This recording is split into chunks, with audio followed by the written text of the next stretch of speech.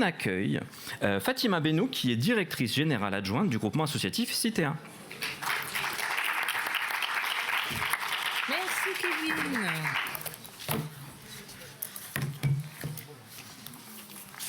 Hop là. Je pose les cahiers. Je les laisse. Bonjour à toutes et à tous. Vous m'entendez là? C'est toujours difficile de passer après le repas. Mais je sens que vous êtes tous bien réveillés et attentifs et attentives. Donc, table numéro 3, l'intitulé, c'est avec plaisir que j'anime cette table ronde, numéro 3. Après avoir, en tout cas, cette matinée-là, 2 tables rondes assez riches. Et j'ai vu qu'il y avait aussi de la frustration par rapport aux questions. Donc, je vais essayer, moi, avec mes chers collègues, de limiter mon temps et nous permettre à la salle d'interagir aux différentes questions. Donc, c'est avec plaisir que j'anime aujourd'hui cette table ronde intitulée « Protéger et faire tiers ». Une question qui est beaucoup posée dans nos établissements, mais pas que, auprès des magistrats, auprès des avocats, souvent. Et puis, cette thématique essentielle est au cœur de nos pratiques professionnelles et qui interroge tous les acteurs du terrain.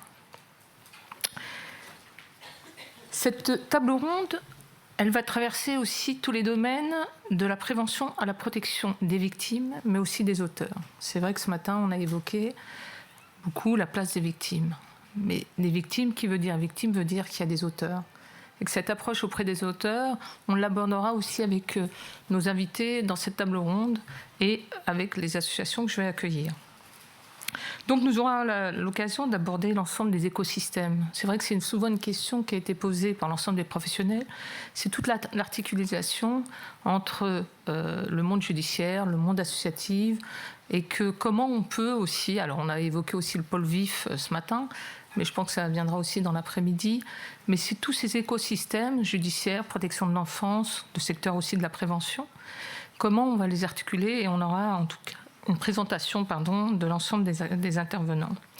Donc moi j'ai l'honneur, en tout cas cet après-midi, de modérer cette table ronde en présence de plusieurs invités de qualité qui viendront enrichir en tout cas nos réflexions et nos débats. Donc moi je vais faire l'inverse, c'est que je vais présenter les personnes et je vous demanderai de nous rejoindre juste après le court-métrage. Donc j'ai l'honneur d'accueillir Madame Kangelidian Lilith, vice-procureure du tribunal de Créteil judiciaire et en charge des affaires familiales et des mineurs. Alors c'est vrai que M. Ardouin, qui est procureur de la République, devait être présent avec nous cet après-midi, mais malheureusement il a été retenu par des contraintes professionnelles. En tout cas, je tiens à saluer parce que ce sont le tribunal de Créteil, et j'en passe, je pense que l'ensemble des tribunaux, une participation sur cette thématique assez, en tout cas, animée et en tout cas soutenue. Zoé Viard-Berthier, responsable formation de CDFF de Paris, qui sera aussi présente avec nous. Farida Damen Déby, directrice de l'association Tremblin 94 Solidarité Femmes. Et enfin, je ne vois pas, mais je pense qu'elle va arriver, Anne Devrez, présidente de la CNEP et sous-directrice de la prévention et de la protection de l'enfance pour la ville de Paris. Je vous souhaite en tout cas une bonne table ronde et merci pour votre participation.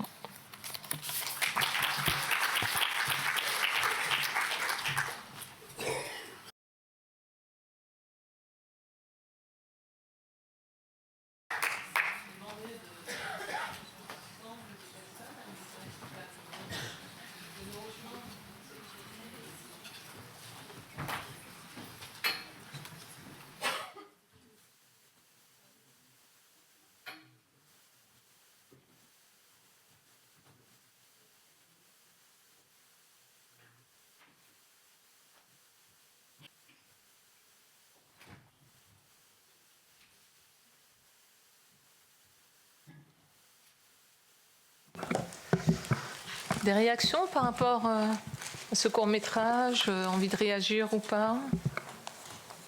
Sinon, je pense que l'ensemble a été touché. Donc, le silence.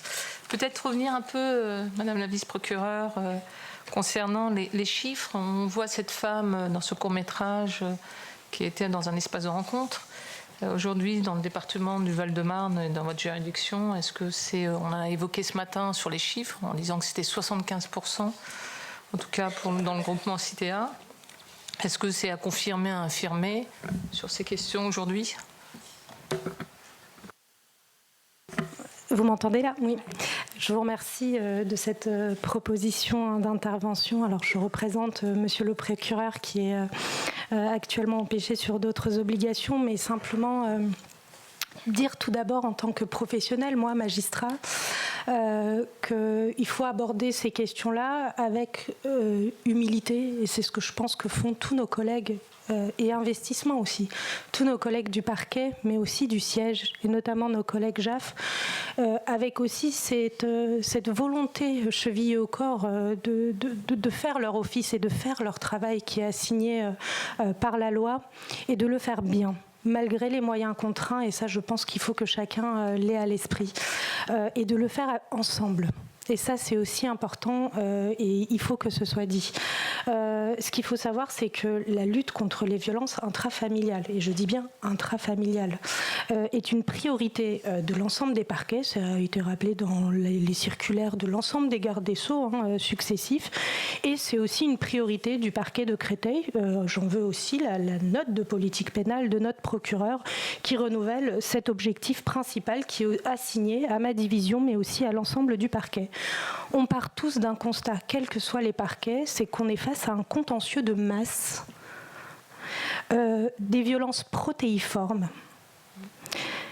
qui se commettent dans l'intimité, avec par contre l'obligation et la nécessité d'individualiser et d'adapter au plus près notre réponse et le positionnement de la justice en tenant compte des particularités de chacun. Et c'est cet enjeu qu'il faut avoir à l'esprit lorsqu'on traite des violences conjugales et intrafamiliales. Et ce qu'il faut savoir, c'est qu'il faut que le magistrat, et on l'a dans nos formations, dans les formations que l'ENM nous donne, ait conscience de tous les aspects et de tous les rouages qui concernent l'auteur, et notamment les rouages du passage à l'acte concernant l'auteur, mais aussi la victime, les cycles aussi des violences conjugales concernant la victime, et donc comment se positionner et comment pouvoir identifier ces positionnements respectifs pour pouvoir prendre la meilleure décision à l'instant T de l'affaire, tout en étant conscient aussi du fait qu'on applique les lois, qu'il y a des qualifications pénales, que la loi pénale est d'interprétation stricte et que donc il faut que les faits puissent avoir une qualification pénale. Alors, dans le Val-de-Marne, parce que je regardais les chiffres en France, en 2023, on disait qu'en France, donc les services de police et gendarmerie ont enregistré 82 800 victimes de violences intrafamiliales non conjugales, mais intrafamiliales, 63 700 victimes de violences physiques et 19 100 victimes de violences sexuelles. On est quand même sur un nombre assez important de femmes, et en effet, et aussi on a un taux qui a augmenté pour les mineurs plutôt que les majeurs. On est à plus 15% contre plus 9%. En réalité, ce n'est pas une augmentation des violences sur les mineurs, c'est qu'aujourd'hui, socialement, on est en capacité de les entendre, et judiciairement, on est au rendez-vous aussi de cela. Et ça, c'est aussi cette nuance. Dans le Val-de-Marne, on a une augmentation de 30% des signalements. On est passé quand même de 2700 signalements à 3500, ce qui n'est pas négligeable. C'est un triste chiffre en réalité, mais ça montre que les circuits fonctionnent puisqu'on est en lien avec l'éducation nationale. On forme même les responsables de l'éducation nationale au signalement. On est en lien avec nos collègues JAF. On a mis en place un guide du signalement. Le nombre aussi soutenu d'affaires de violences intrafamiliales, tout confondu, dans le Val-de-Marne, connaît une petite stagnation sur ces 2 années. On est à peu près dans l'ordre de 6600 affaires, au global tout confondu. On a une baisse des féminicides, on est passé de 4 en 2020 à 1 en 2024, même si c'est déjà 1 de trop, je vous le concède. Sur les auteurs, puisqu'on parle de quelques chiffres, je pense que c'est important, je sais que c'est la prochaine question, mais je préfère l'évacuer là parce que je ne veux pas évoquer l'auteur et la victime dans une même question parce qu'on est sur des traitements totalement différents. On est sur l'idée d'une réponse rapide, adaptée, proportionnée et ferme.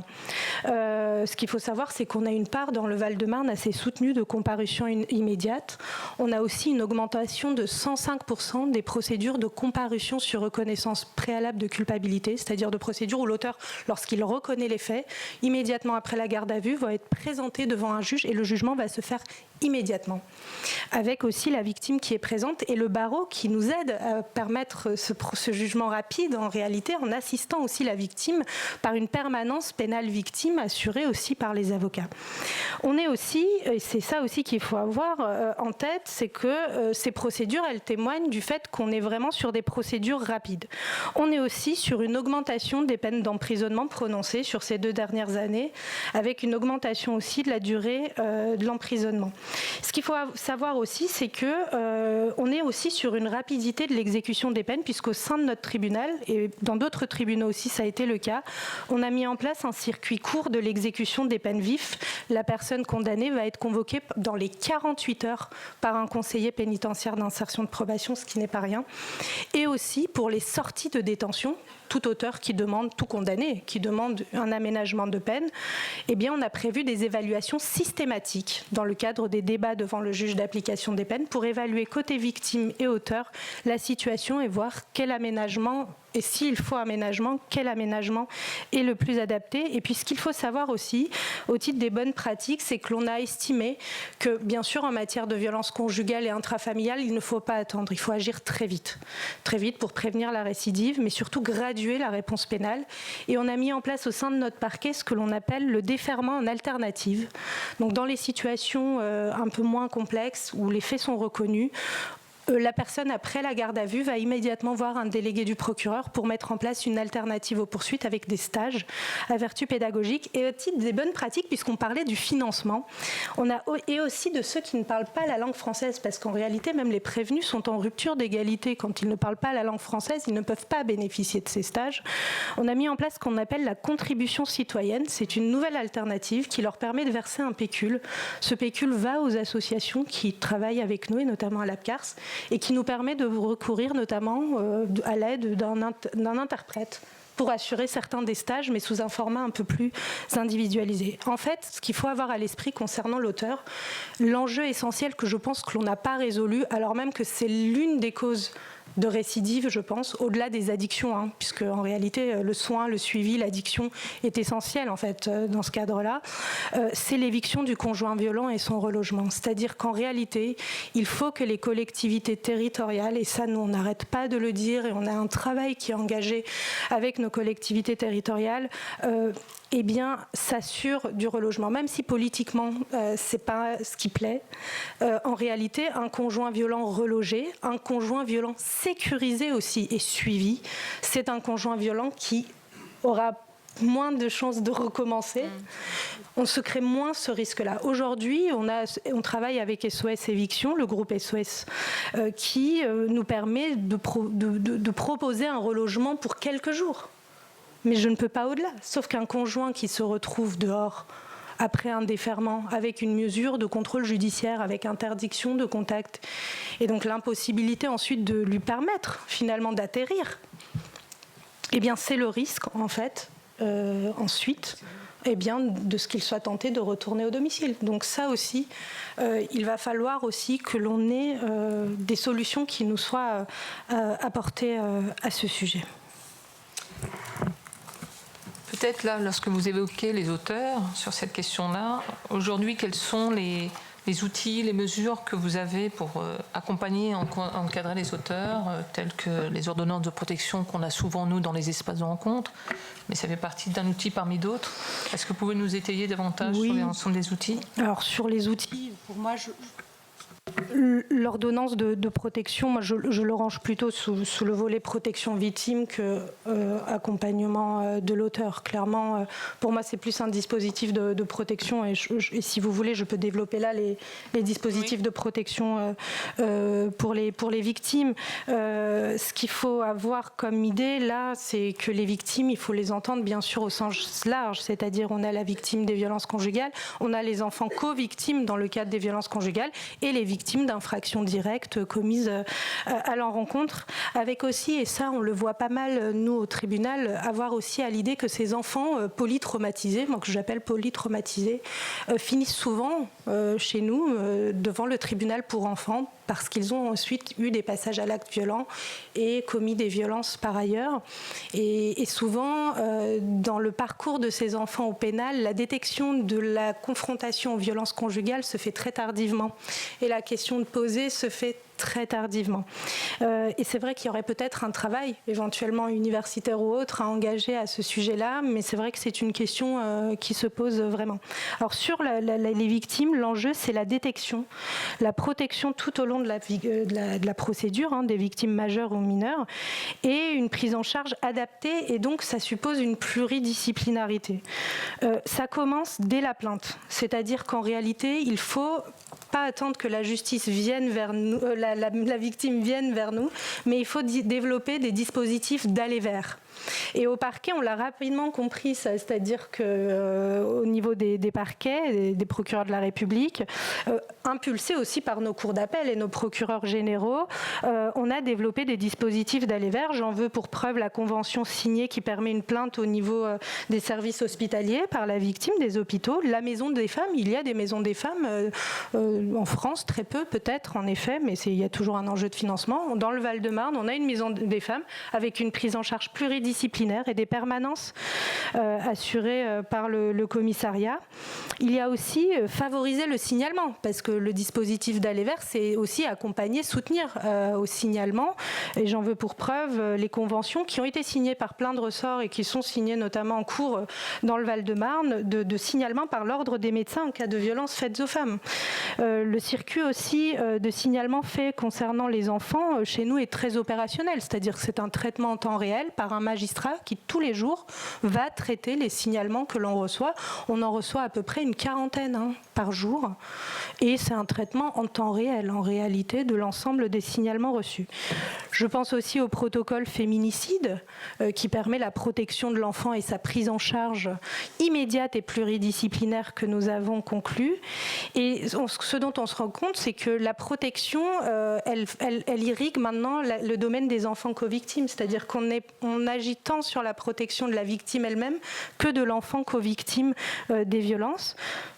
On a développé une cellule de maltraitance avec l'hôpital du Kremlin-Bicêtre. Ça fait déjà 4 ans qu'on tient cette cellule de maltraitance qui nous permet de débriefer sur les situations avec le département. Va être mis en place l'UAPED et ça aussi, ce sont autant d'outils de protection des enfants. L'unité d'assistance d'accueil pédiatrique des enfants en danger. Unité d'accueil pédiatrique des enfants en danger, UAPED, qui sont en réalité au sein, en tout cas nous concernant, du CHIC de Créteil. On a aussi la possibilité de mettre en place d'autres actions, ce que nous avons fait par exemple dans le cadre du schéma départemental 2023-2027 où la protection de l'enfant confronté aux violences intrafamiliales s'est développée en fiche action en lien avec nos partenaires et nous avons mis en place des circuits justement de détection de ces violences. Et puis je pense aussi à l'évaluation sociale systématique que nous faisons, c'est-à-dire qu'à chaque fois que nous avons une affaire de violence intrafamiliale ou conjugale, qu'elle soit ou pas classée, qu'elle donne ou pas lieu à des poursuites, nous avons une évaluation sociale systématique qui est ensuite sollicitée auprès de la DPEJ. Et puis, ce qu'il faut aussi avoir à l'esprit, c'est qu'au-delà de la plainte et donc de ces dispositifs d'aller vers, il faut aussi sécuriser les suites de plaintes parce que dans le Val-de-Marne, nous avons une convention avec l'association d'aide aux victimes, les associations, le CIDFF et l'APCARS, et chaque victime qui dépose plainte dans le Val-de-Marne est recontactée dans les 48 à 72 heures de sa plainte par une de nos associations d'aide aux victimes, ce qui est encore un dispositif qui va au-delà et dans les suites de la plainte. Il y a aussi le suivi de ces victimes dans le temps de l'audience, la réévaluation aussi avant l'audience par les enquêtes EVI. Et puis, comment sécuriser la victime tout au long du processus, c'est aussi la création d'audiences correctionnelles vives. C'est aussi, on est en train de réfléchir à la mise en place de bons de taxi qui permettent de sécuriser, on est avec Tremplin sur ces questions-là avec la préfecture, de sécuriser finalement le retour de la victime au domicile après une audience. C'est aussi autant de mesures mises en place. Et puis, renforcer aussi la protection des victimes dans le cadre de dispositifs mixtes d'urgence et au long cours. C'est l'ordonnance de protection, bien évidemment. Au tribunal judiciaire de Créteil, on est à peu près sur les mêmes données chiffrées qu'au plan de la Cour d'appel de Paris et nationale, c'est-à-dire à peu près 151 demandes et 60% d'acceptation. C'est un dispositif qui fonctionne bien. Et aussi, c'est un dispositif dont on s'assure de l'effectivité, puisqu'au niveau du parquet, dès lors qu'on a information de la violation de cette ordonnance de protection, nous nous assurons immédiatement que cette violation nous soit signalée pour qu'ensuite l'auteur soit placé en garde à vue et poursuivi. On a, comme vous le savez, l'ordonnance de protection immédiate qui est également mise en place depuis le décret du 15 février 2025, où là aussi, au niveau de notre parquet, nous sommes mobilisés pour mettre en place avec nos collègues du service des juges aux affaires familiaux un circuit déterminé pour agir rapidement. Et puis, simplement, et j'en conclurai, 2 autres grands dispositifs. Le téléphone grand danger, 5000 téléphones disponibles en France, 50 téléphones dans le Val-de-Marne. Nous avons doublé notre flotte sur 2 années. Et ce dispositif, en réalité, il a pour vocation, bien évidemment, de protéger les victimes dans une durée de 6 mois, renouvelable une fois selon les conditions que vous savez. Mais surtout, et c'est ce à quoi nous sommes attachés avec l'association Tremplin, d'assurer aussi un suivi. L'enjeu, c'est aussi le suivi de la victime pendant toute cette mesure, parce que c'est une béquille dont il va falloir qu'elle se sépare à un moment donné, et ça ne se fait pas sans rien. Donc ça nécessite des financements, ça nécessite des fonds que je ne vous cache pas qu'on est obligé d'aller chercher, qu'on est obligé d'aller quémander un peu, et c'est pas rien. Et puis le bracelet anti-rapprochement, où là aussi, eh bien, nous avons beaucoup avancé sur cette question. Pour ne rien vous cacher, il y a 2 ans, nous n'avions que 2 bars actifs au sein de notre juridiction. On en est à 30 actuels aujourd'hui actifs et 30 réservés. Et là aussi, on a beaucoup avancé par une notion de systématisme, puisqu'on a mis en place une bonne pratique là aussi. C'est que on a essayé de se dire, on ne peut pas tout faire tout de suite. Ça prend du temps de changer les pratiques. Ça prend du temps de s'organiser avec nos partenaires.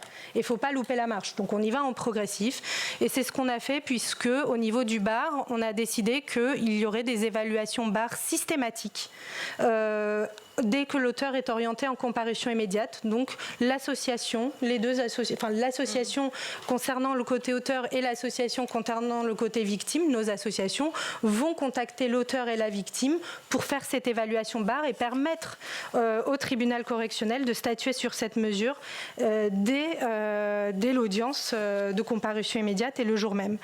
Donc ce que je veux vous dire par là, c'est que l'ensemble des magistrats du parquet de Créteil, mais aussi de France, nous sommes vraiment, et vraiment en toute humilité, mais conscients que l'on peut faire certainement plus, mais aussi conscients des avancées que nous faisons ensemble avec nos partenaires.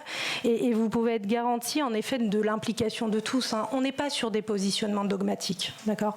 On est là pour assurer l'office que le législateur nous donne de faire dans des actions tournées aussi bien vers l'auteur et la victime. Il n'y a que comme ça qu'une justice juste, en réalité, peut être rendue, mais en ayant conscience de son environnement judiciaire, bien évidemment. Très bien, je vais me permettre de faire la transition, malgré...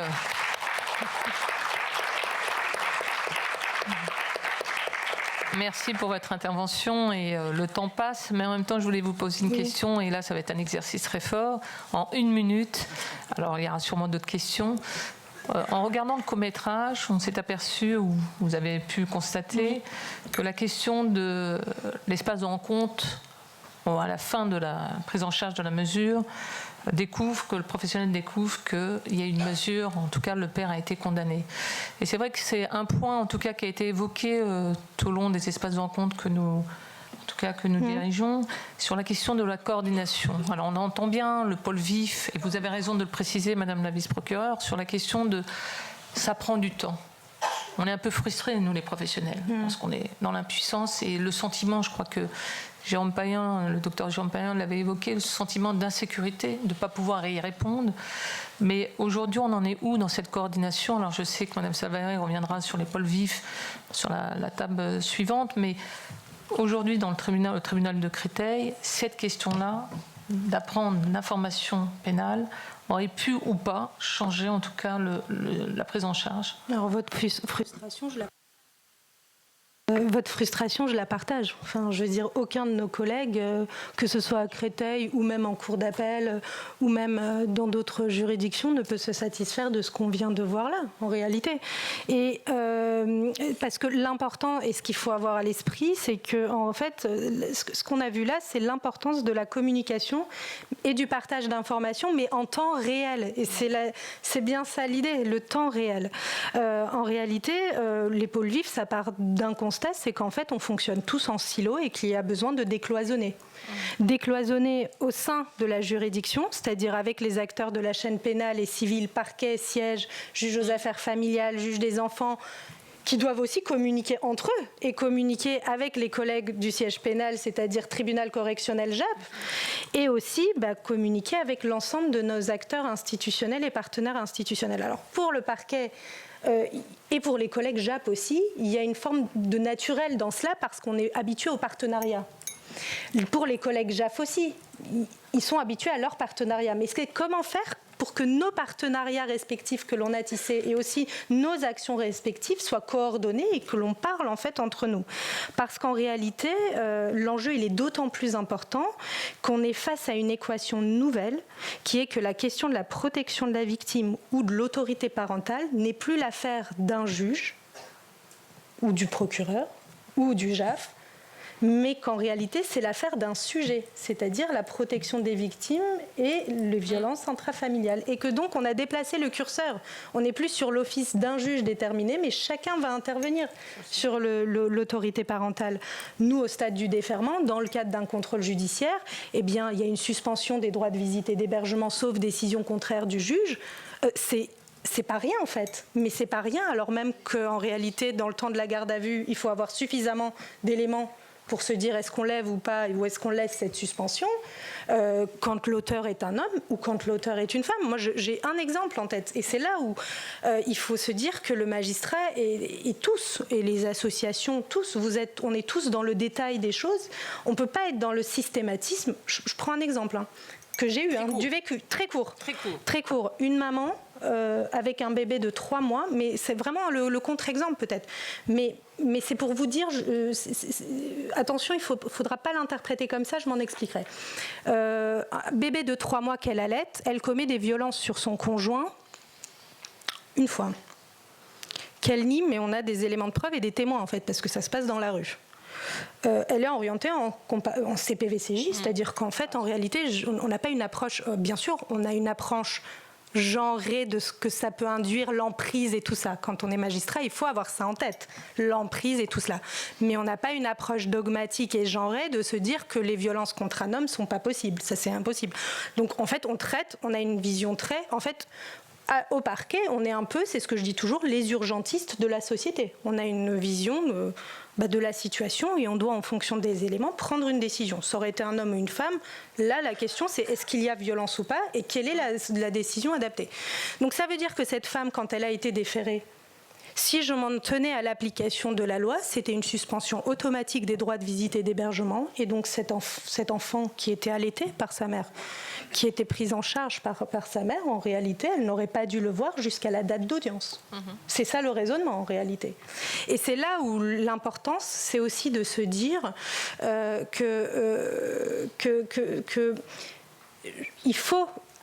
il faut se focaliser uniquement sur l'intérêt de l'enfant. Ce qui doit nous guider à ces moments-là sur la question de l'autorité parentale, ça a été l'intérêt de l'enfant. Et c'est ce qui nous a permis, en réalité, de ne pas suspendre les DVH, mais par contre de doubler d'une prise en charge de cette mère afin qu'elle ne soit pas seule dans la prise en charge de son enfant. Mais vous voyez, toutes les difficultés et toutes les subtilités que cela nous impose. Et juste simplement, pour vous répondre à votre question... Une seconde. Non, mais c'est que il faut qu'on soit en cohérence parce que là, on fonctionnait en silo. Je peux avoir une CPVCJ alors que mon collègue JAF va bientôt statuer. En fait, on faisait de l'artisanat, on s'informait, mais il n'y avait pas de circuit. il y a une décision postérieurement prise et personne n'est au courant. Même mes collègues JAF ou JE, juges des enfants, ne sont pas forcément au courant. Donc l'idée du pôle vif, et c'est là où c'est intéressant, c'est que les pôles vifs sont des pôles juridictionnels qui vont nous aider à structurer le partage d'informations entre collègues. D'accord ? Et donc, nous avons mis en place le pôle vif au tribunal judiciaire de Créteil et nous avons décidé avec les collègues de mettre en place des circuits d'information, notamment à travers le logiciel SysPop, qui est un logiciel qui va nous permettre de suivre certaines situations signalées. Nous avons en lien, mais je crois qu'on va vous en parler de toute façon tout à l'heure, donc je ne m'étends pas sur le sujet, en lien avec la Cour d'appel, défini une doctrine d'emploi qui va permettre aux collègues d'être informés en temps réel grâce à cet outil. Et dans le second temps, nous allons associer les associations, dont Citea, sur ces questions-là justement pour savoir comment on va pouvoir ensuite transmettre des informations aussi importantes que celles-là en temps réel et voir aussi comment on peut s'organiser avec les associations. Donc on compte sur vous lorsque vous recevrez l'invitation au prochain Copil Vif à venir pour justement échanger sur ces situations, ce qui est prévu puisqu'on en a déjà échangé. Merci.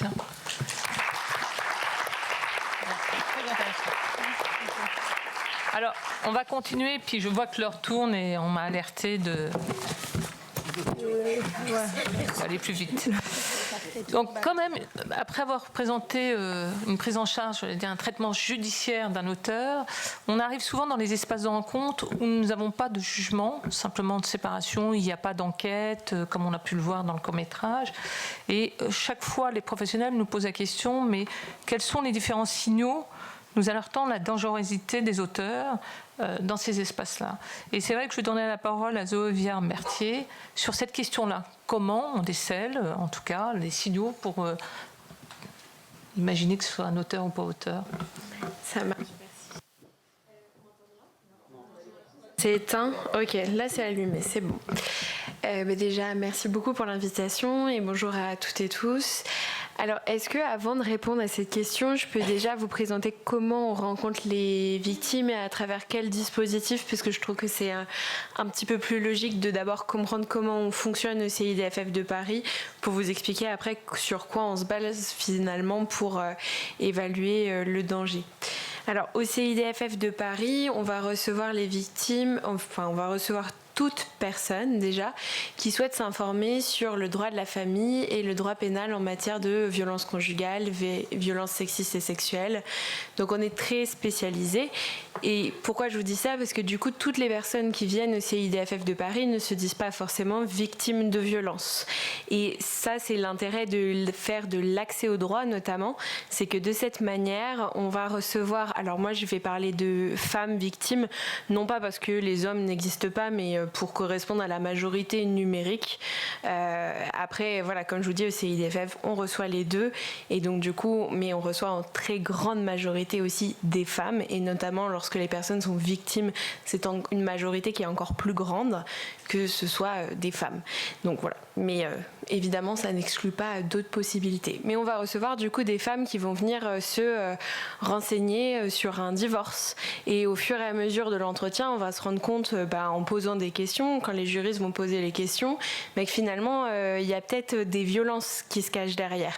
Et donc, ça va nous permettre d'identifier un public qui lui-même ne s'identifie pas comme tel et comme victime de violence. Donc ça, c'est pour l'accès au droit. On va recevoir un peu partout dans Paris. Après, on a d'autres portes d'entrée, notamment celle de l'ordonnance de protection. On a la chance d'avoir un dispositif, en fait une convention avec la police nationale qui nous envoie les plaintes des victimes qui en donnent l'accord pour les recevoir, pour leur présenter ce qu'est l'ordonnance de protection et du coup voir avec elles, est-ce qu'elles ont un peu un dossier pour en faire la demande et l'orienter vers des avocats et des avocates compétentes. Ça, c'est une autre porte d'entrée parce que ce sont des victimes du coup qui ont déjà déposé plainte. Après, on a toutes les orientations un peu classiques de nos partenaires, mais les victimes, les personnes aussi qui vont d'elles-mêmes venir vers nous. Et l'avantage de tous ces dispositifs et ces portes d'entrée différentes, c'est que du coup, on va pouvoir avoir des réponses larges, faire tiers de manière différente, parce que parfois, faire tiers, c'est pas forcément rentrer tout de suite dans des dispositifs de protection, aller en espace de rencontre, faire toutes ces choses. Parfois, c'est juste de l'information sur la situation, c'est de l'information sur comment est-ce qu'on divorce de manière protectrice. Enfin voilà, ça peut passer par plein de moyens différents.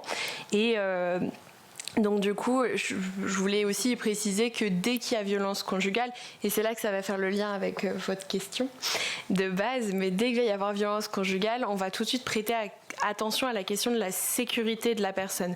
Parce que je pense que c'est important de partir d'un constat, c'est que, alors tout le monde ne sera pas forcément d'accord avec moi, mais dès qu'il y a violence conjugale, il y a danger. Maintenant, il n'y a pas forcément danger imminent. Des fois, ça va dépendre des situations. Mais en tout cas, on peut basculer d'une situation de violence conjugale où il n'y a pas forcément un danger de passage à l'acte au plus grave, par exemple, vers le féminicide. Mais par contre, on peut y basculer à un moment dans la relation. Donc c'est important de ne pas exclure le danger, même quand la situation, elle semble plus ou moins apaisée, entre guillemets, parce que ça peut fluctuer, notamment en fonction du parcours de la victime. Par exemple, une situation qui était plutôt calme et tout d'un coup la victime va saisir le juge aux affaires familiales, ça peut frustrer l'auteur des violences et donc la situation peut évoluer très rapidement aussi. Pourquoi je vous dis tout ça? Parce que c'est des choses justement auxquelles on va faire attention quand on va évaluer le danger. Puisqu'on est notamment référent du dispositif alors téléphone grave danger, grand danger, ça dépend des personnes, téléprotection grand danger à Paris. Donc voilà, il y a plusieurs manières de le dire, mais en tout cas le TGD, pour se mettre d'accord, on va faire des évaluations et on va se baser sur plusieurs critères, des critères un petit peu, on va dire tels que quels sont les types de violences, quelle régularité dans les violences, est-ce que ces violences sont commises en public, par exemple c'est pas les violences conjugales, très souvent c'est dans le huis clos, mais quand elles sortent justement de ce huis clos familial, c'est là où il faut aussi avoir un peu des signaux d'alerte. Par exemple dans un espace de rencontre, un auteur de violence qui va exercer des violences devant d'autres professionnels, il faut se questionner sur quelles sont ses limites. Est-ce qu'il a vraiment des limites et est-ce que c'est pas quelqu'un de potentiellement dangereux? Alors la réponse est dans ma question évidemment. Il y a d'autres critères qui vont être très importants. Je parlais du type de violence, mais moi j'aime bien toujours prendre en tout cas par exemple mettre en avant les violences sexuelles, parce qu'on pense souvent aux violences physiques dans les violences qui peuvent alerter sur le danger. Évidemment, des violences physiques qui ont lieu souvent et qui sont très graves avec de lourdes conséquences, c'est très inquiétant, mais je pense que ça tout le monde l'a en tête. Mais les violences sexuelles, par exemple, elles montrent vraiment l'appropriation de l'auteur, que l'auteur va avoir sur la victime. Moi, je me souviendrai toujours d'une jeune femme, ça faisait 6 mois qu'elle était en couple avec son mari, puisqu'ils s'étaient mariés, c'était allé très très vite, et il y avait des viols conjugaux avec des humiliations et du harcèlement sexuel quasiment quotidien. Cette jeune femme, elle cochait pas forcément d'autres critères de l'évaluation du danger, mais moi pour autant quand je l'avais au téléphone, j'étais très très inquiète, justement parce que on sentait bien qu'il y avait, c'était sa propriété, sa chose, et que si elle lui échappait, il pourrait passer à des actes encore plus fort, si on peut le dire. C'est difficile des fois de graduer quand on en parle. Après, que vous dire, qu'est-ce que je voulais vous dire d'autre sur l'évaluation du danger? Alors effectivement, je pense que c'est important d'avoir en tête que tous les auteurs de violences sont différents, ils ne vont pas tous avoir le même profil. On va retrouver des traits communs, on parle souvent d'un défaut d'empathie, d'une intolérance à la frustration. Oui, ça c'est des choses qu'on va retrouver chez les auteurs, mais on va passer des auteurs les plus faciles, on va dire, à repérer, donc ceux qui s'énervent dans l'espace de rencontre par exemple, ou ceux qui sont violents publiquement dans un bus devant 40 personnes qui sont dans le bus. Et puis il y a ceux qui sont un petit peu plus malins, qui eux passent un peu à travers les grilles et l'identification de leur danger.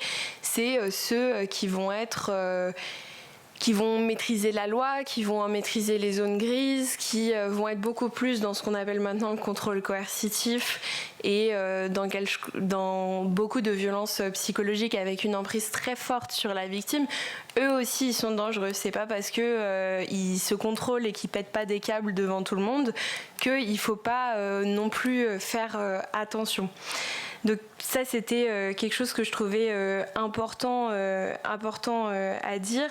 Ce qui est important aussi à avoir en tête, effectivement, je rejoins, c'est la peur que peut ressentir la victime quand elle face à son agresseur.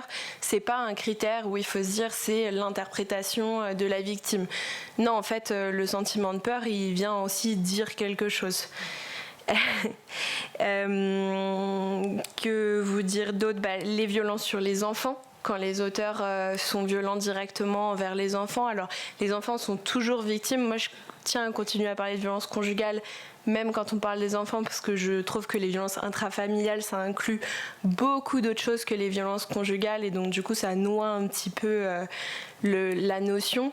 Mais en tout cas, ils en sont toujours victimes, mais quand l'enfant est directement ciblé, c'est encore différent que lorsqu'il est, même si j'aime pas ce mot, vous l'aurez compris, témoin des violences.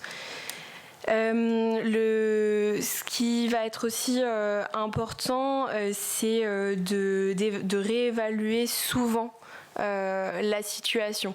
Nous, l'évaluation, on va la faire à travers le discours de la victime. On va observer ce qu'elle va dire, on va observer ses réactions, sa posture, on va observer toutes ces choses, et après on va aussi du coup envoyer notre rapport au parquet, mais on va aussi avoir des éléments sur l'auteur. Mais c'est important d'avoir les deux, c'est important d'écouter les victimes sur ce qu'elles ont à dire de leur auteur, parce que ça a été dit ce matin, c'est les premières expertes aussi des violences qu'elles vivent. Et cette réévaluation, elle doit se faire souvent parce que justement, c'est ce que je disais tout à l'heure, donc je ne vais pas me répéter, mais la situation change, donc le danger peut évoluer également. On peut être mis au courant aussi de ces évolutions par des partenaires, ça peut être des CPIP qui vont nous appeler pour nous dire voilà, monsieur, je sais que vous suivez madame en TGD, monsieur s'est remis à boire, ça nous inquiète, etc.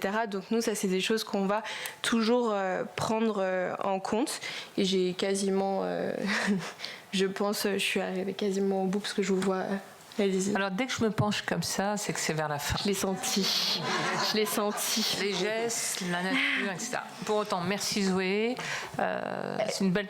Allez-y Zoé. Oui, je vais juste conclure justement sur l'importance d'avoir différentes portes d'entrée et qui peuvent correspondre à différentes temporalités et différents moments de la relation, parce que je trouve que c'est important d'avoir des réponses adaptées à chaque fois, et que la protection, le fait de faire tiers, ça passe pas forcément par les dispositifs les plus impressionnants entre guillemets, tels que le TGD, qui sont des dispositifs hyper importants. Attention, c'est pas ce que je dis, mais ça passe aussi par de l'accès au droit, de l'écoute et et ce qui a été dit ce matin, par exemple sur la table ronde, de remettre la responsabilité où elle est et toutes ces choses. Je trouve que c'est tout un panel d'interventions qu'on peut avoir et qui sont importantes. Merci Zoé.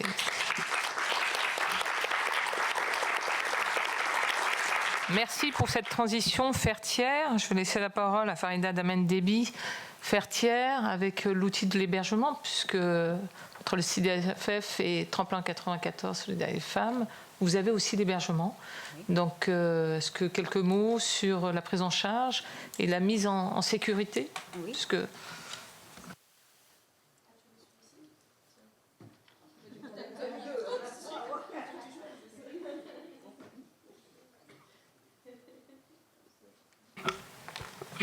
Bonjour à toutes et à tous.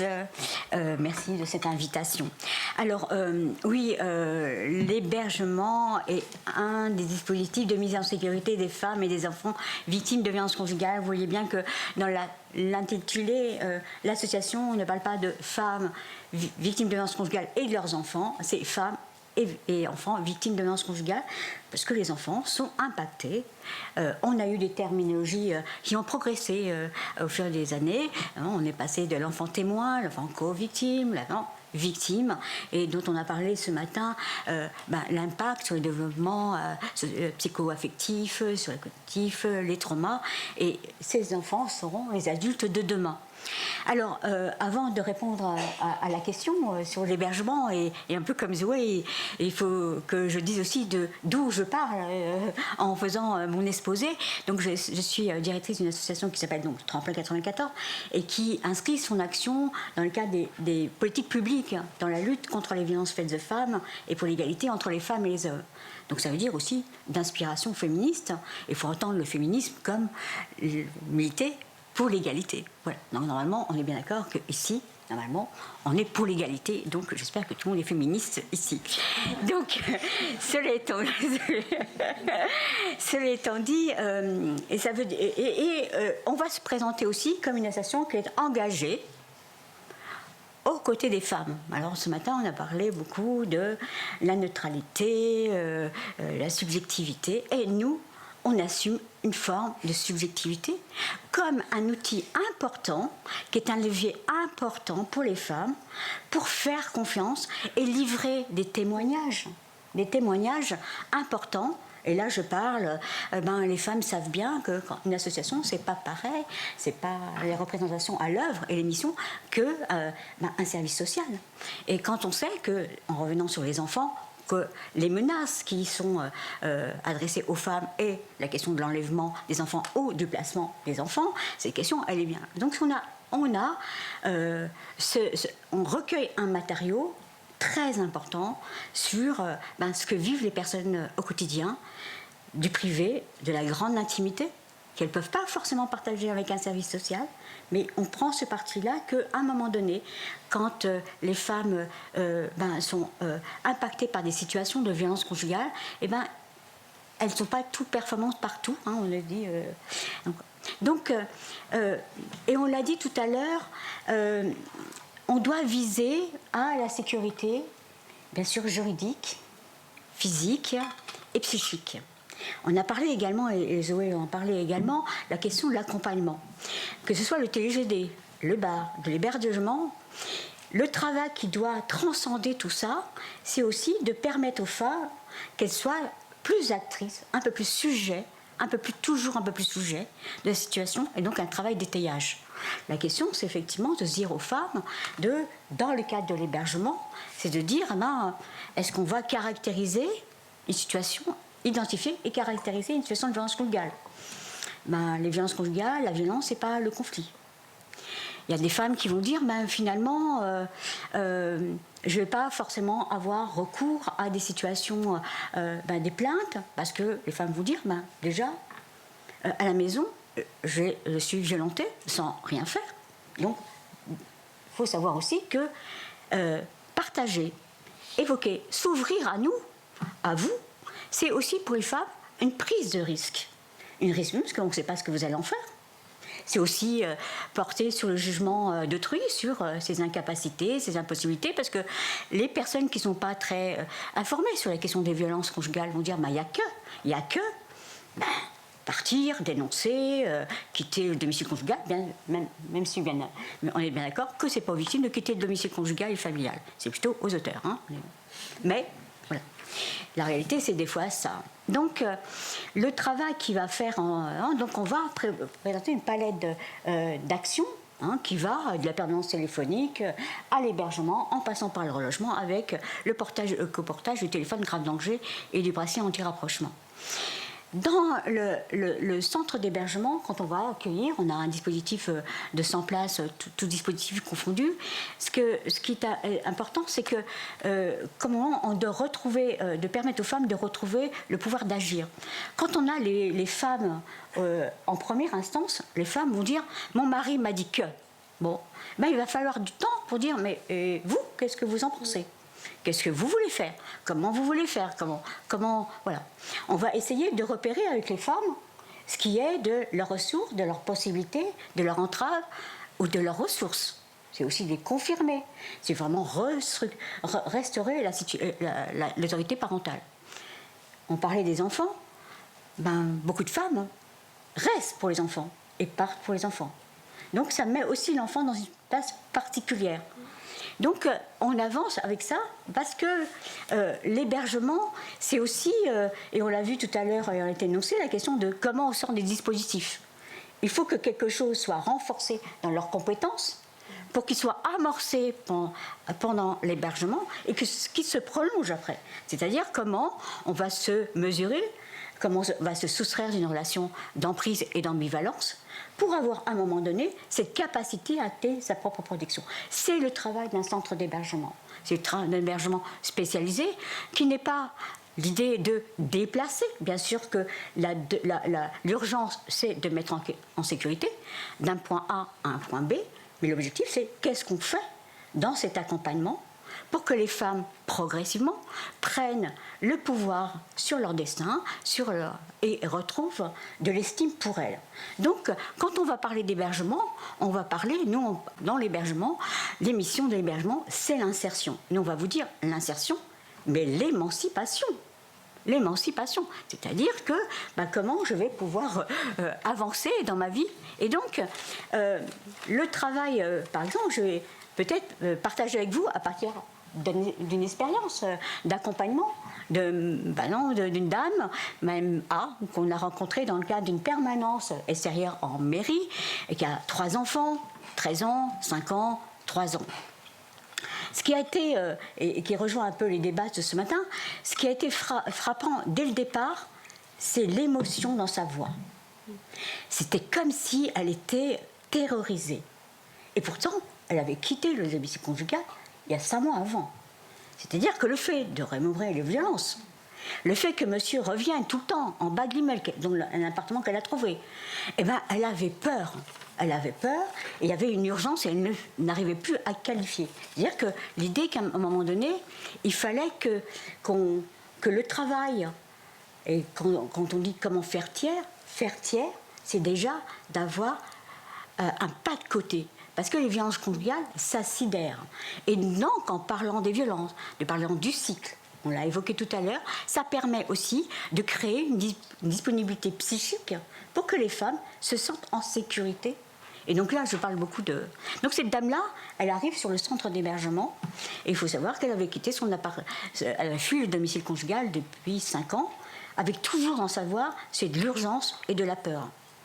Monsieur, elle a trouvé un homme quand elle a quitté un hébergement, elle était au 115, après l'hébergement familiaux, qui a tenu, qui n'ont pas tenu. Il faut savoir aussi la violence qu'on fait aux femmes. C'est-à-dire qu'à un moment donné, vous ne pouvez pas dire « demain je pars et je trouve une place stable ou un logement comme je peux entendre en permanence téléphonique ». Non, non, non. Il y a des personnes qui sont accueillies par des amis, après on a d'autres amis, après c'est 115, 3 journées, 4 journées, 5 journées, et après des places plus stables. On compte que entre une femme qui quitte le domicile conjugal chez elle et qui retrouve un logement, on compte environ 3 ans. À la base, on va se rappeler que cette femme-là, majoritairement, elle est locataire déjà. Donc, c'est pour ça qu'on parle plutôt de mise en sécurité que mise à l'abri. Donc, quand cette dame a quitté, donc elle est revenue dans l'appartement, elle s'était dit, bon, on va se poser.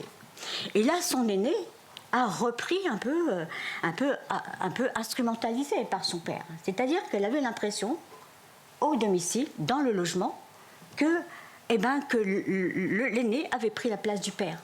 La surveillant, l'insultant, avait des comportements violents. Il a fallu tout ce travail avec Madame A pour faire en sorte qu'elle puisse concevoir que c'est aussi une incidence des violences conjugales. Que les enfants sont pris par un conflit de loyauté, un conflit de protection, que c'est compliqué, qu'ils sont instrumentalisés, que les femmes doivent se rendre disponibles pour les besoins de leurs enfants et de pouvoir dire à cette dame-là que ce qui se joue dans le fait que cet enfant relaye la violence, les menaces de mort, les menaces de violence. Voilà. Alors bien sûr que c'est une dame qui a... Oui. Dès qu'on me voit pencher. Et oui, d'accord, oui. Je te laisse terminer. D'accord. Donc la question de l'autorité parentale, enfin, le centre d'hébergement est un lieu de protection. Il ne peut pas être un lieu de protection sans accompagnement spécialisé sur la question de l'étayage.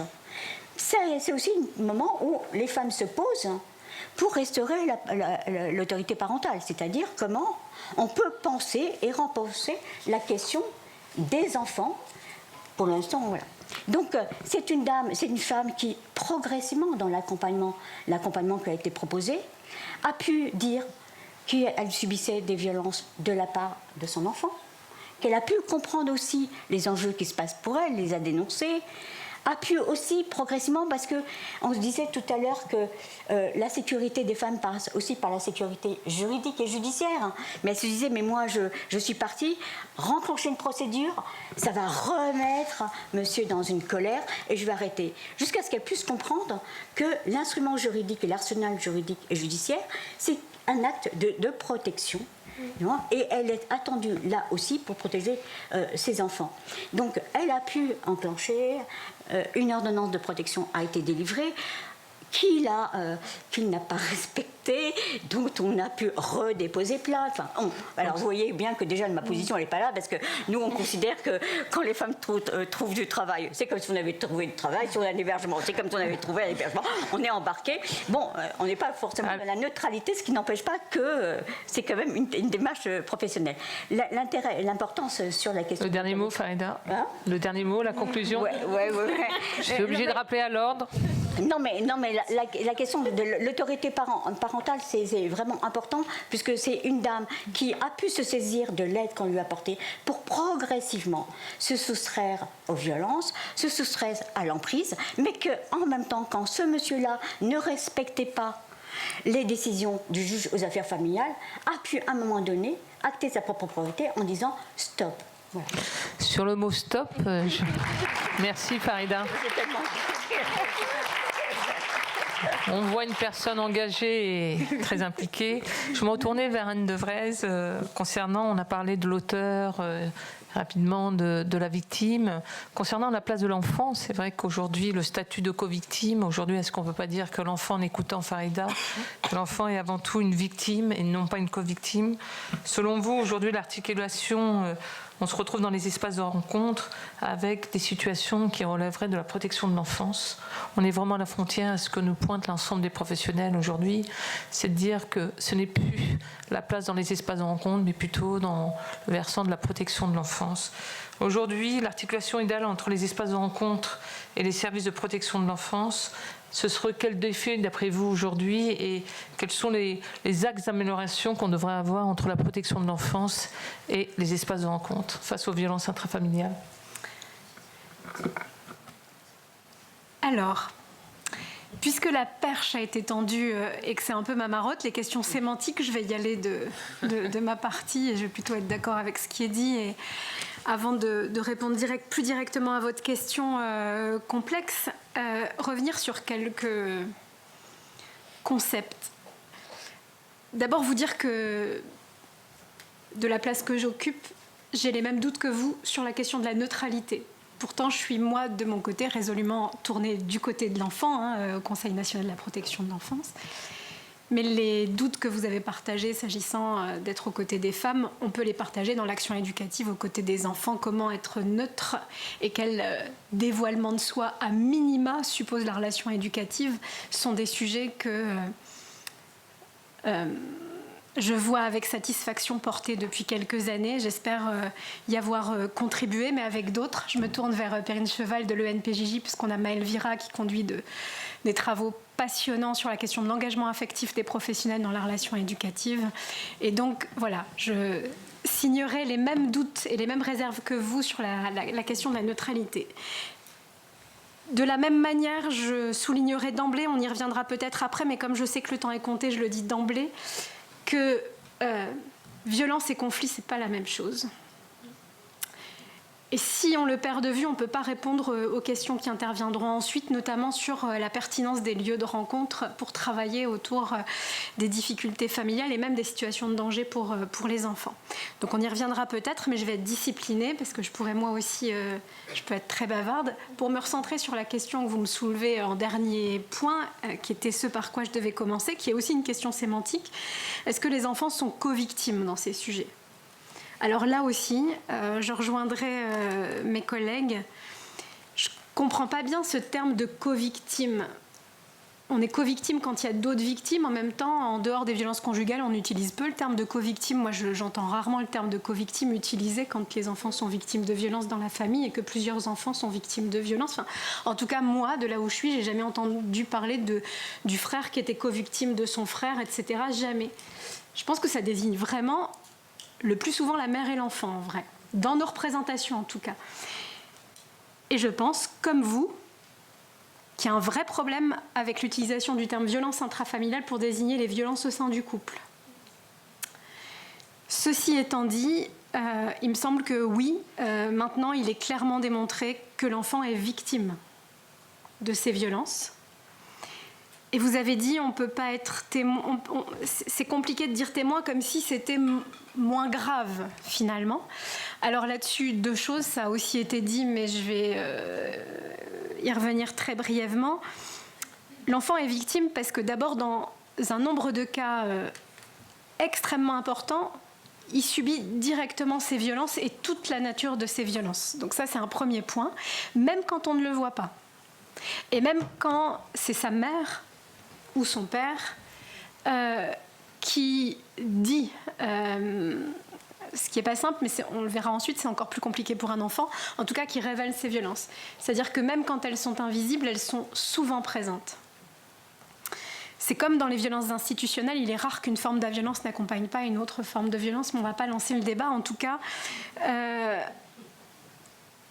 d'abord, les enfants sont très souvent, et même quand on ne le voit pas nommé dans la procédure ou qu'il n'y a pas de qualification de ce type-là, parce qu'on le sait plus tard, on peut en parler du point de vue des institutions de protection de l'enfance, puisqu'il est extrêmement fréquent. Et on peut dire majoritaire, alors c'est les travaux d'Isabelle Fréchon qui datent maintenant d'il y a des années, et puis on a peu de recherches en France, et en tout cas pas d'études longitudinales, donc on est très très embêté pour affirmer des choses avec poids, mais en tout cas on le sait, ne serait-ce que par expérience, on sait que la plupart du temps les enfants révèlent les violences qu'ils subissent dans les espaces de protection. Donc c'est pas très étonnant qu'on les voit pas au moment des procédures.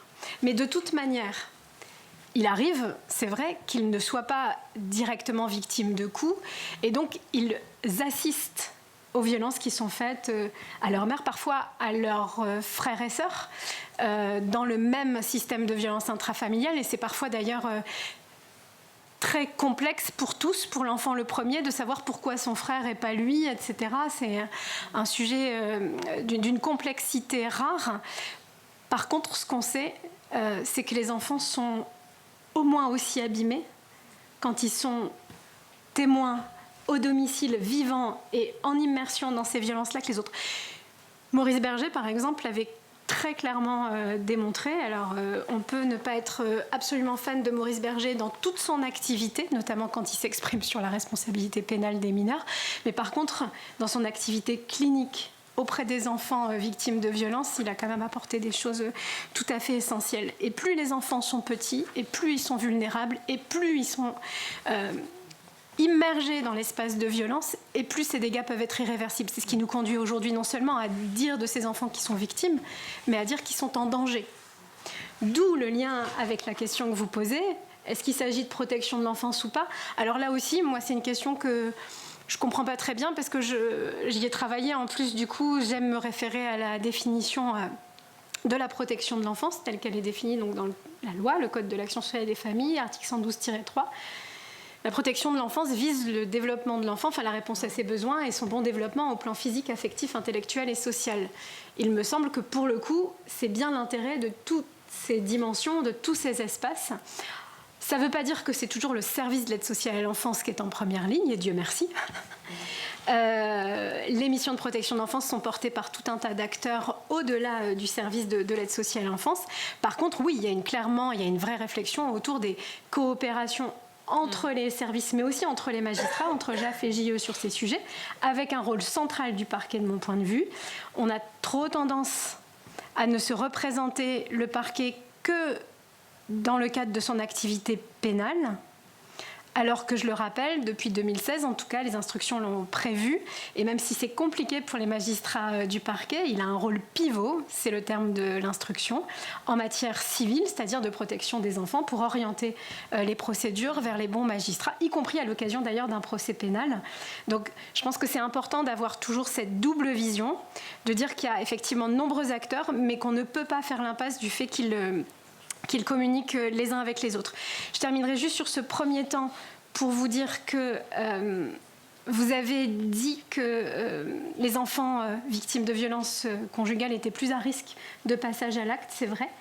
Mais c'est important aussi de se dire qu'ils sont aussi plus à risque d'être victimes dans un process de victimation qui fait que quand on a été victime une fois, et si on l'a été petit, on a plus de risques que d'autres d'être victimes. Et dans les deux cas, de toute façon, sont des enfants qui, de fait, étant victimes une fois, puis victimes une autre fois, même en tant qu'auteurs de violences, s'inscrivent dans une trajectoire, si on n'intervient pas, qui est effectivement, et sans faire de prédiction, une trajectoire à risque. Alors il y a un panel de risques qui existent. Ce que je voudrais dire, c'est pas les décrire, parce que finalement on se les représente assez bien, et puis j'en ai dit un mot, c'est de dire que quand on intervient précocement et de manière adaptée, par contre, ces enfants peuvent retrouver une courbe de développement pour les tout petits et une capacité, même quand il y a des pertes de chance très jeunes, si on intervient de manière adaptée et précoce, à ce moment-là, ces enfants peuvent retrouver toutes les possibilités de vivre une vie tout à fait épanouie, bien loin des risques de passage à l'acte, et même d'être à nouveau victime, et même de vivre des pertes de chance au plan des conséquences cognitives, affectives qu'on connaît pour tous les enfants en situation de danger.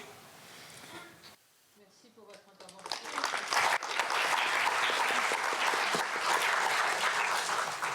J'ai encore un peu de temps parce que j'ai répondu finalement qu'à la première partie co-victime. L'exercice le plus dur, hein. Alors, je vais essayer d'être encore plus rapide, mais il y a 2 ou 3 petites choses, puisque vous m'interrogez sur la pertinence de l'espace rencontre. Je vous ai dit la différence entre violence et conflit. Moi, il ne me semble pas que la mise en présence du parent et de l'enfant, du point de vue de l'enfant, soit quelque chose qui soit acceptable ou souhaitable.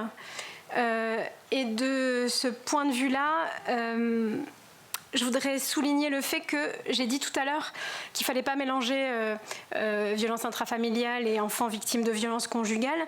Et il faut aussi avoir en tête quelque chose de très important de mon point de vue, c'est que dans les victimes, on a tendance à perdre de vue les enfants. Voilà. Alors ça, c'est extrêmement important. Et les enfants ont des besoins spécifiques. Il y avait un membre du Conseil national de la protection de l'enfance qui un jour disait « L'enfant, dans les violences intrafamiliales, n'est pas le prolongement de son parent. Et dans les violences conjugales en particulier. » Autrement dit, on doit être encore plus attentif que pour les adultes à ce que vit l'enfant dans ces situations et être à ses côtés. Il y a une forme d'invisibilisation des enfants qui est d'autant plus forte que leurs parents, qu'ils soient ou non victimes d'ailleurs, souffrent aussi, ont besoin d'aide, etc. C'est-à-dire que la présence même de l'enfant va s'effacer. Et puis les tout petits enfants, dans des contextes de violence et d'adversité, déploient des capacités d'adaptation inouïes pour se faire oublier. Et ça, il faut vraiment, vraiment jamais le perdre de vue. Je le dis parce qu'on a beaucoup parlé des victimes, et quand on parle des victimes d'une manière générale, vous pouvez être sûr qu'on parle des adultes, et qu'on perd de vue les enfants. Ça, même quand on est compétent, formé, investi, c'est un risque pour tous, d'où l'intérêt d'ailleurs de développer une clinique institutionnelle dans laquelle il y a un accompagnement d'équipe et une formation des professionnels qui est vraiment à toute épreuve. L'autre point, s'agissant de l'espace de rencontre, c'est que là, pour le coup, c'est un espace qui, normalement, est vraiment centré sur l'enfant. C'est-à-dire que la raison d'être de ce travail, c'est l'enfant lui-même. Donc on se donne les garanties de rester bien attaché à ses besoins à lui et de ne pas se laisser perturber par l'environnement général et notamment les souffrances des adultes autour de lui. C'est pas simple, mais c'est possible. J'observe juste qu'on a tendance en France, à l'aide sociale en enfance, mais plus largement, pour travailler avec les parents, à les mettre en présence avec l'enfant. Et ça, c'est une vraie interrogation pour moi. Il y a d'autres pratiques qui existent et qui ne sont pas de cette nature-là dans d'autres pays. Et pour moi, le fait de refuser d'imposer aux enfants ces violences que représentent dans un certain nombre de cas les visites en présence d'un tiers, que ce soit en prévention ou dans le cadre de décision du juge des enfants, ça ne veut pas dire, bien entendu, qu'on ne peut pas travailler avec des parents dans un contexte de violence, y compris des parents auteurs. Mais on n'est pas obligé, pour travailler avec eux, de mettre l'enfant et de les regarder ensemble.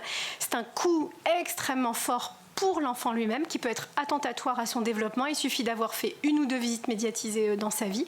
Et vous l'avez un peu dit, mais je voudrais le reprendre. Le fait d'être un tiers n'empêche pas la violence. C'est d'ailleurs toute la difficulté de l'encadrement et de faire tiers dans ces situations, du fait de l'effondrement psychique qu'implique dans un certain nombre de cas la mise en présence d'un bourreau avec sa victime, y compris quand l'enfant lui-même ne manifeste rien.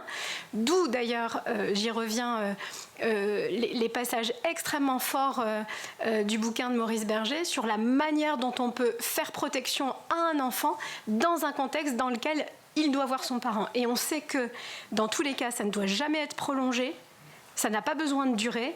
Ces espaces-là ont vraiment une portée d'évaluation en général.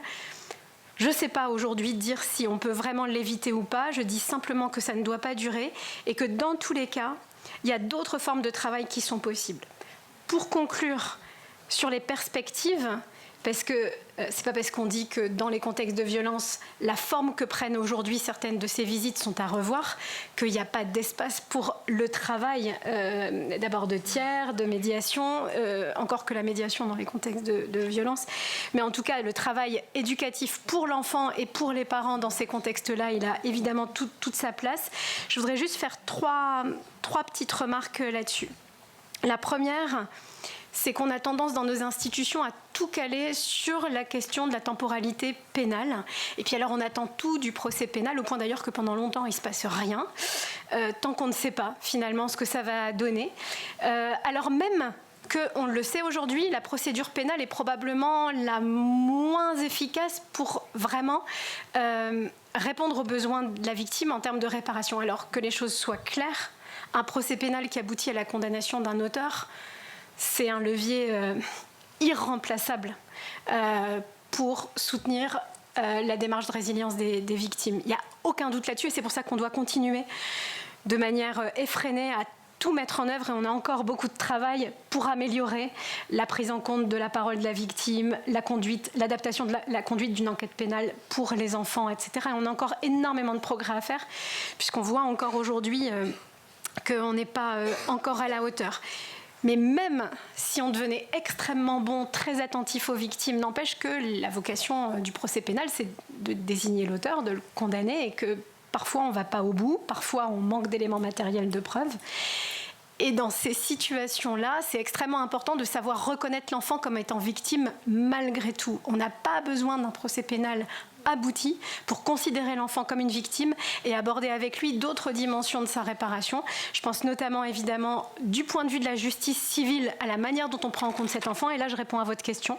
Le simple fait qu'un juge des enfants accueille un enfant et le reconnaissent comme victime, même dans une audience civile, c'est quelque chose de décisif. Et même quand le procès pénal n'a pas eu lieu, a fortiori dans les cas dans lesquels il va avoir lieu bien longtemps après, je fais partie de ceux qui pensent et qui croient dans la possibilité de la justice restaurative, réparatrice, on dira comme on veut, pourvu qu'on fasse attention, qu'on ne joue pas aux apprentis sorciers. Mais il y a là un ouvrage d'Antoine Garapon que je vous invite vraiment à lire, qui nous fait vraiment réfléchir sur ces sujets, de la place de la victime dans le procès pénal et en dehors. Et puis, et surtout, il y a toute la dimension du soin qui n'a pas vocation à attendre, et du travail éducatif, donc du soin au sens large, qui n'a pas vocation à attendre la fin du procès pénal pour pouvoir véritablement démarrer. On est toujours très en tension là-dessus. On a fait beaucoup de progrès sur la prise en compte des besoins de santé de l'enfant, mais on est toujours très verrouillé, très lié à cet aboutissement d'un procès pénal, et c'est dommage quand c'est une perte de chance pour les victimes. Ma deuxième remarque en termes d'ouverture des horizons, c'est qu'on reste très centré sur un dialogue, parfois dans des formes un peu stéréotypés de nos métiers, d'entretien, etc. On a encore un espace à investir du point de vue des approches plus communautaires, je pense, et plus largement pour les enfants, à savoir mieux travailler avec les proches de ces enfants, ceux qu'ils désignent comme étant ceux qui comptent pour eux, ceux qui les protègent, ceux avec lesquels ils se sentent bien. Et alors parfois, quand on prend la peine de les écouter, c'est pas précisément ceux à qui nous, on aurait pensé les professionnels. Donc c'est évidemment un bouger, c'est quelque chose qui est nouveau pour nous, encore que... à titre plus confidentiel, ce soit déjà pratiqué. Et je pense, j'ai pas le temps d'aller plus loin, c'est dommage, parce qu'on pourrait parler d'outils qui fonctionnent très bien là-dessus, mais je pense qu'on a beaucoup à progresser sur ce champ-là. Et enfin, vous dire quelque chose qui me tient beaucoup à cœur, c'est le fait que, ça a été dit déjà, et dans l'environnement quand même très sombre qui entoure la protection de l'enfance aujourd'hui, je veux vraiment insister sur le fait qu'on a énormément avancé ces dernières années autour de l'attention portée à l'enfant, à ses besoins particuliers.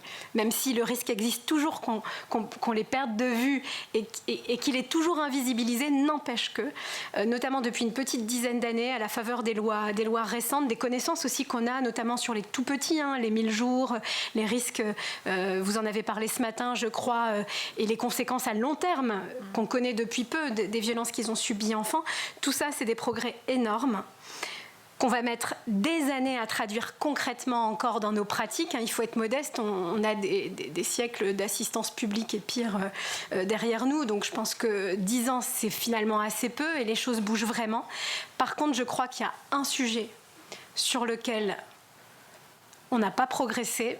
Je pense même que dans certains cas, on a même peut-être perdu des choses, c'est tout le champ de la clinique institutionnelle et de l'accompagnement des professionnels dans ces espaces de violence, ces professionnels exposés à des traumas dont on dit aujourd'hui qu'il s'agit de traumas vicariants, et ce que ça leur fait à eux d'être en permanence dans des contextes de violence.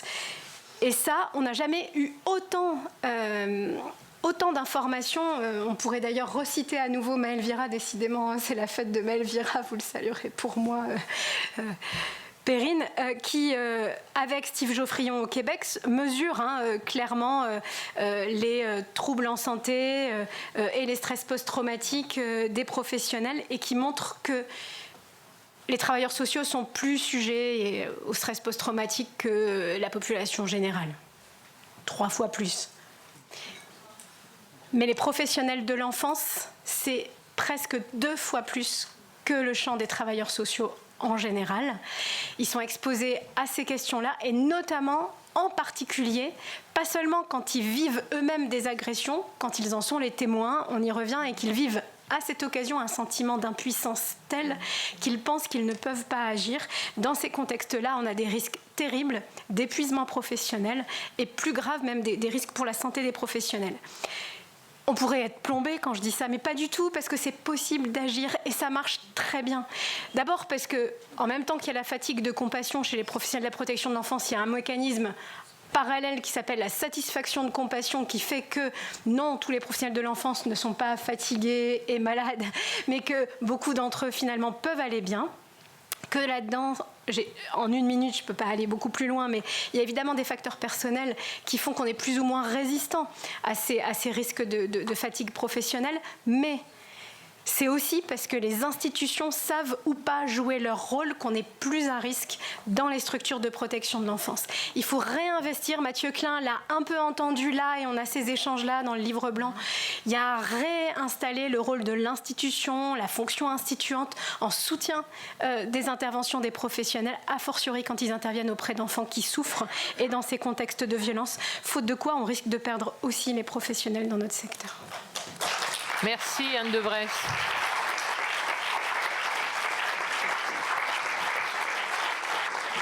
Bon, comme vous le savez, j'ai pas tenu mon...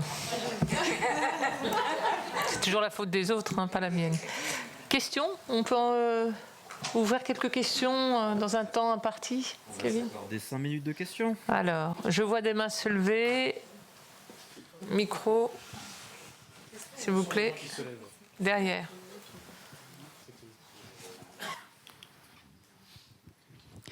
Oui, alors Andrea Greve-Vintila, j'avais juste une remarque énorme, félicitations pour cette table ronde.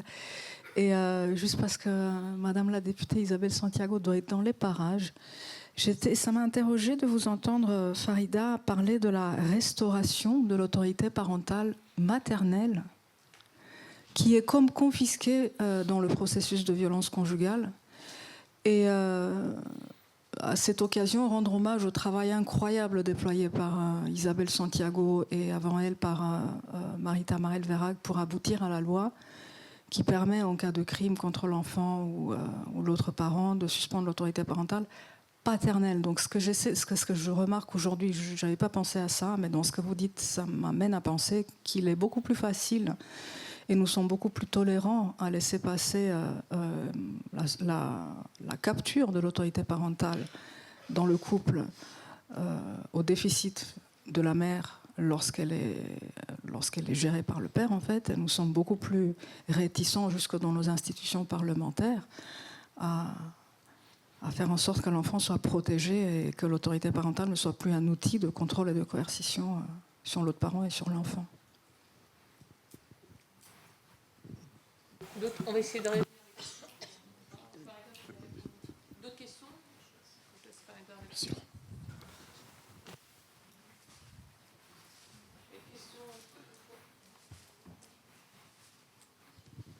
Bonjour, Olivier Rabi. Serait-il pertinent d'avoir un juge de la famille comme dans certains autres pays et sinon, quels seraient les inconvénients ?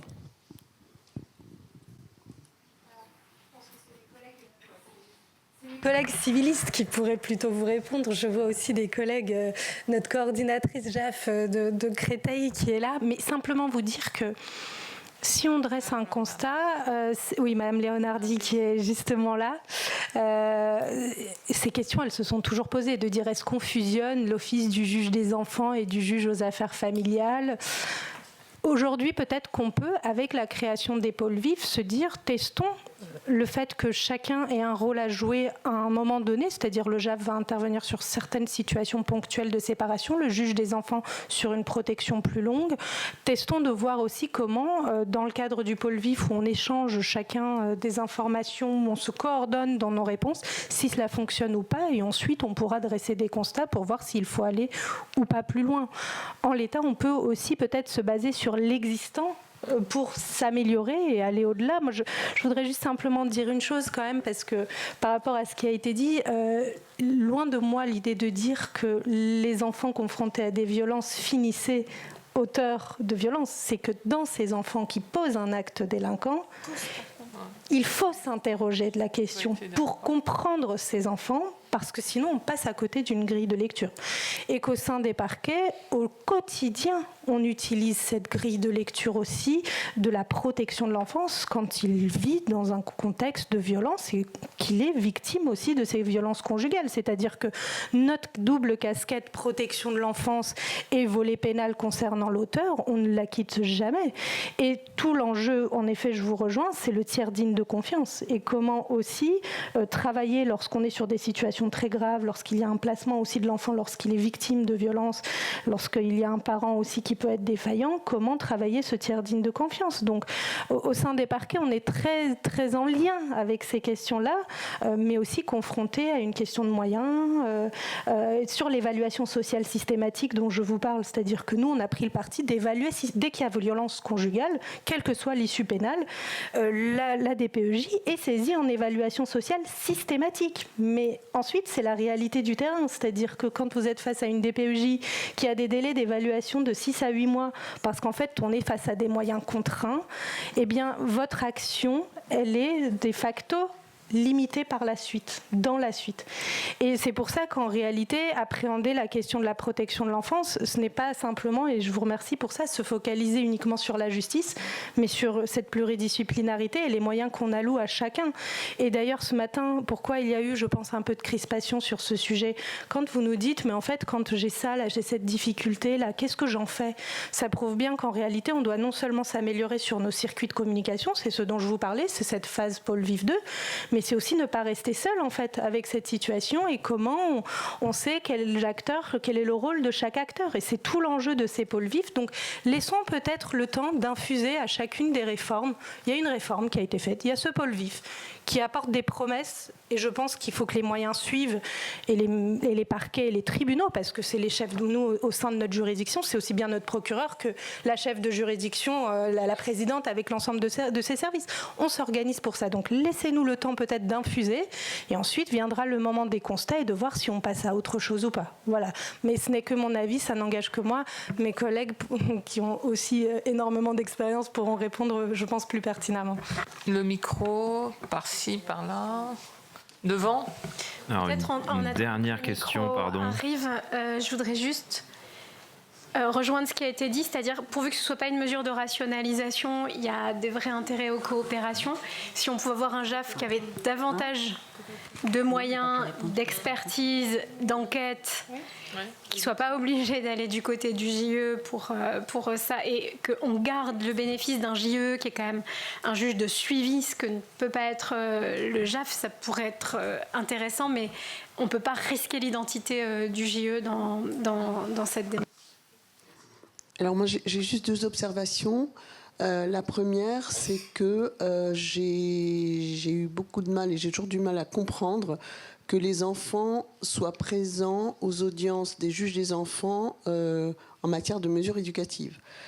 Concrètement, les parents sont reçus, le juge cherche à évaluer la situation et ces audiences sont assez longues et les enfants, la plupart du temps, sont présents à n'importe quel âge et ils sont témoins finalement des débats entre les parents. Et ça, c'est une question que je voulais vous soumettre. Je suppose que vous savez, madame, en tant que directrice du CNPE, je ne sais pas si vous communiquez là-dessus avec les juges des enfants, mais voilà, c'est une question quand même de voir les enfants qui sont présents, convoqués avec les parents et présents pendant l'audience en cabinet, qui est vraiment une audience, pour le coup, extrêmement difficile. Dans le débat contradictoire, c'est ça ? Pendant le débat contradictoire. Ils sont assis, sont présents, et même, j'en ai vu à 3 ans, être présents, aller d'un parent à l'autre, des gamins, enfin bon, ça, je sais pas trop comment ça s'organise, mais malheureusement, j'ai vu ça. Et ensuite, vous parliez de solitude, effectivement, je vous demanderai juste de penser aussi à l'avocat, parce que sur certaines situations, nous aussi, on est très seuls, on est informés de gestes graves dont les enfants sont victimes. Le commissariat est informé, on saisit le JAF, évidemment c'est compliqué d'avoir une date et Dieu sait que je comprends les difficultés pour les JAF d'avoir des dates disponibles. Le délibéré, il doit être rendu, mais c'est toujours pareil, ça a mis du temps. L'enquête n'est pas terminée. Le gamin victime, là j'ai un dossier où précisément c'est ce qui se passe. 3 gamins seraient victimes de violences sexuelles de la part du père et des beaux-enfants. Ces gamins, ils sont encore sous le coup d'une résidence alternée. La police refuse de les retirer, d'empêcher le père de les prendre pendant sa semaine de garde. L'enquête, comme je vous le disais, n'est pas achevée. Et le délibéré du JAF pour suspendre le DVH n'est pas rendu. Donc on est dans une période de vide total juridique. Et là, quand on parle de solitude, c'est vraiment affreux parce que la mère, évidemment, pour le coup, elle me sollicite sans arrêt. Qu'est-ce que je fais ? Elle a essayé de ne pas les donner. Finalement, la police est arrivée en lui disant vous les donnez et c'est tout. Parce qu'il y a aussi plusieurs intervenants dans les commissariats. Et donc, concrètement, ce genre de situation, je pense que je ne suis pas la seule à la connaître.